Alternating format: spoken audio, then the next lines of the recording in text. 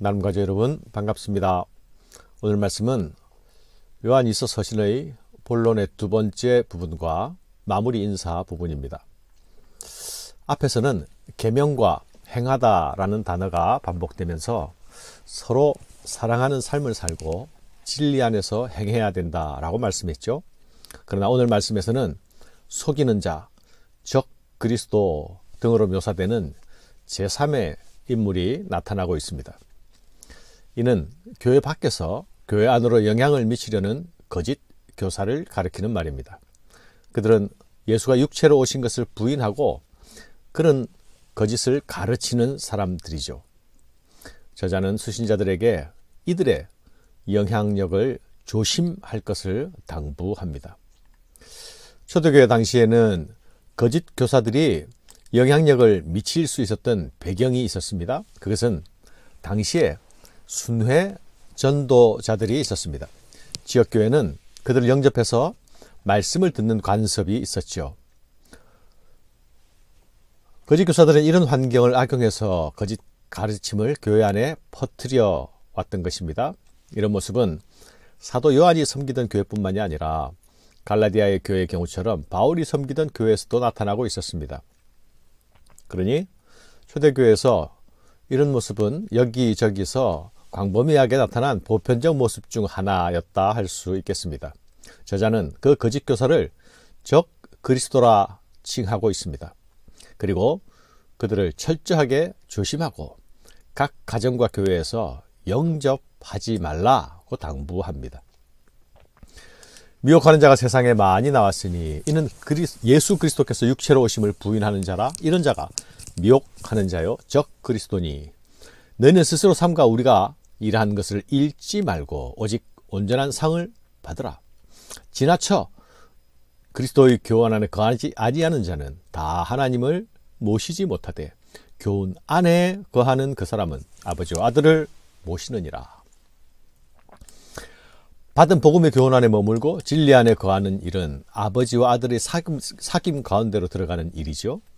교훈 안에 거하는 자들을 아버지와 아들을 모시느니라 말씀하고 있습니다. 그러나 세상은 성도들이 진리 안에 거하는 것을 가만히 두지 않습니다. 세상에는 사탄의 조종을 받아서 교회를 미혹하는 자들이 나타나기 때문이죠.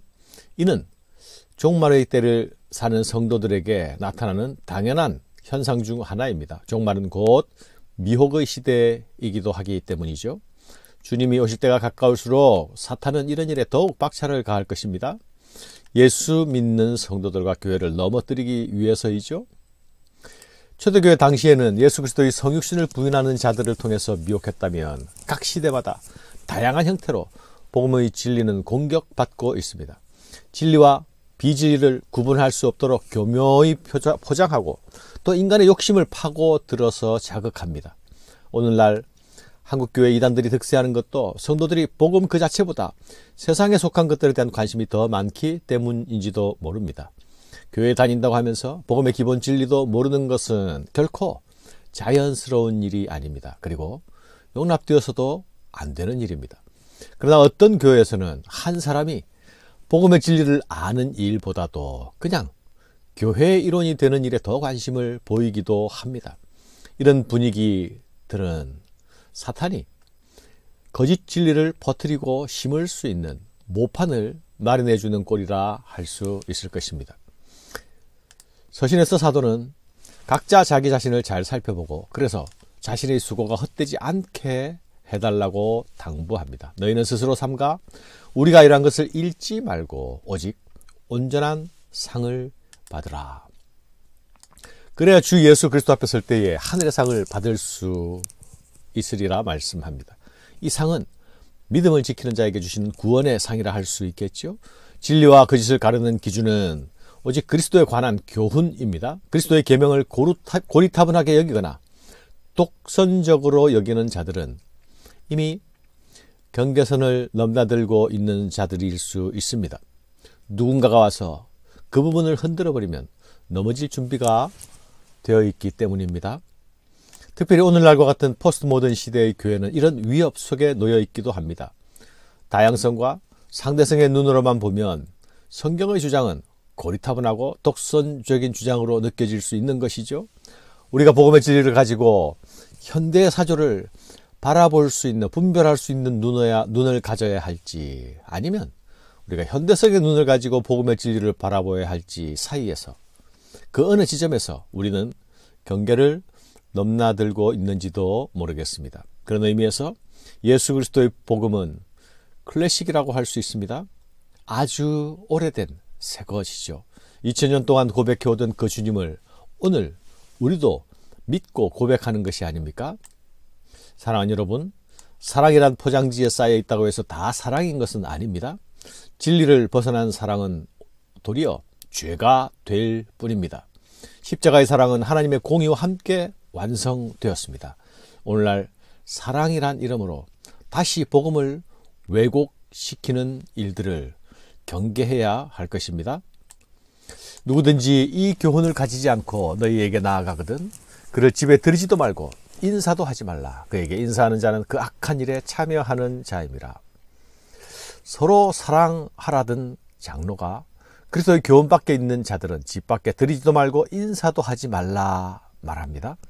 그들을 가정교회 모임에 초청하지도 말고 그들의 악한 일에 동조하지 말아야 한다는 것입니다. 교회의 좋은 관습이든 손대접의 전통, 환대의 규칙을 여기서는 적용시키지 않습니다. 그들은 성도의 교제의 대상이 아니기 때문이죠. 그러면서도 장로는 성도들과 직접 마주하면서 교제하기를 원합니다. 내가 너희에게 쓸 것이 많으나 종이와 먹으로 쓰기를 원하지 아니하고 오히려 너희에게 가서 대면하여 말하려 하니 이는 너희 기쁨을 충만하게 하려 함이라.